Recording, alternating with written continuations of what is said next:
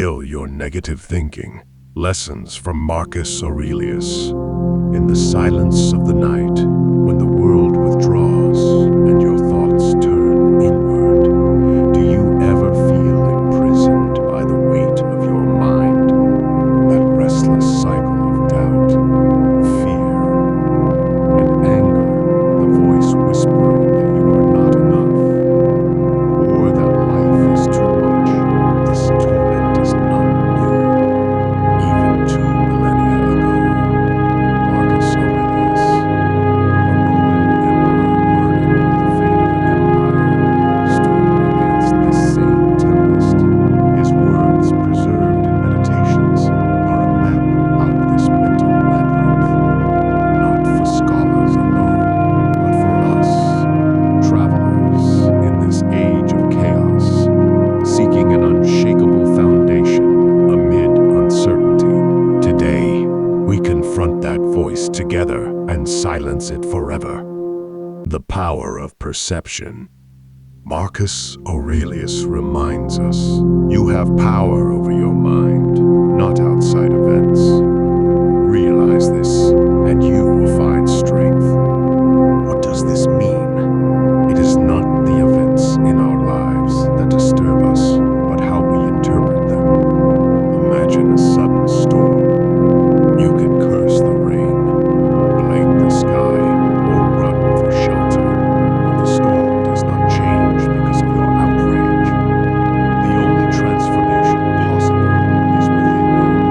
Perception is the lens through which we see life.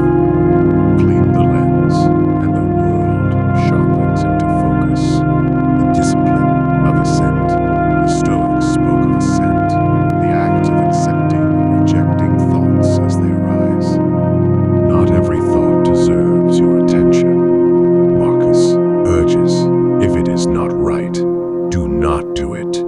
If it is not true, do not say it. Let your impulse be restrained. When negativity strikes, pause.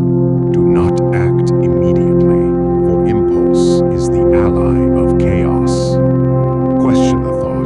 Is it rational? Is it useful?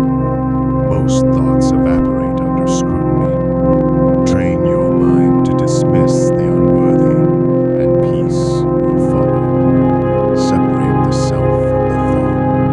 Marcus Aurelius knew the power of detachment. He wrote, do not be overheard complaining, not even to yourself. Acknowledge your thoughts, but do not become them. Say, this is anger trying to grip me, or this is fear seeking control. By naming the thought, you weaken its hold. You are not your anxiety. You are not your anger. You are the observer, the unyielding core beneath the storm. Negative visualization, the shield of perspective.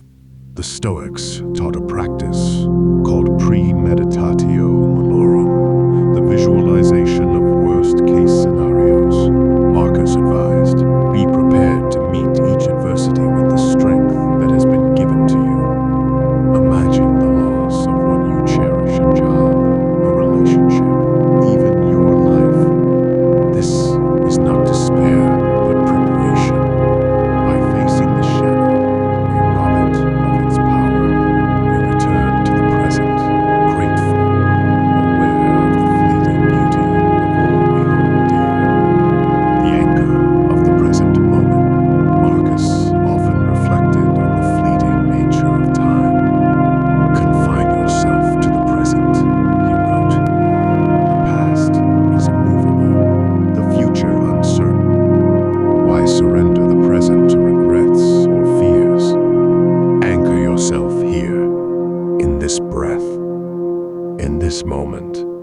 The present is the only battleground where victory is possible. Control what you can, release what you cannot. The dichotomy of control, a central tenet of Stoicism, is simple yet profound. Focus on what you can control and release what you cannot.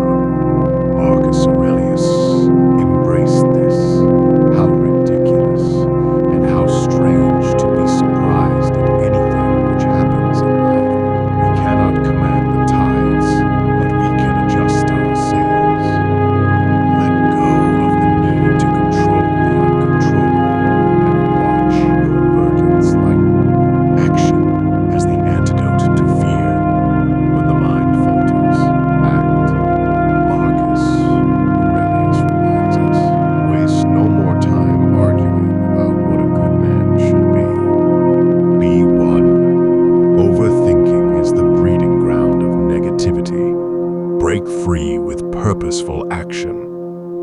a small step is a victory against inertia. Memento mori, remember death. Marcus carried the weight of mortality as a source of strength. You could leave life right now. Let that determine what you do and say and think. This is not a call to despair, but a reminder to live. Time is finite. Why squander it on fears that dissolve in the face of action? Why waste it on thoughts that pull you from the life you could build today? We are stronger than our thoughts. The Stoics believed we are architects of our inner citadel, a fortress of reason, impervious to the chaos outside. Marcus Aurelius built his, not as a philosopher in an ivory tower, but as a man surrounded by war, betrayal, and uncertainty. His triumph was not in ruling Rome, but in ruling himself. And so can we. Let us embrace his wisdom, not as relics of the past, but as weapons for today's battles. Conclusion: the death of negativity. Negative thinking is not a foe to be feared, but a shadow to be unmasked. With perception, discipline, and the courage to act, we kill its grip over our lives. Marcus Aurelius did not teach us to flee from life's trials, but to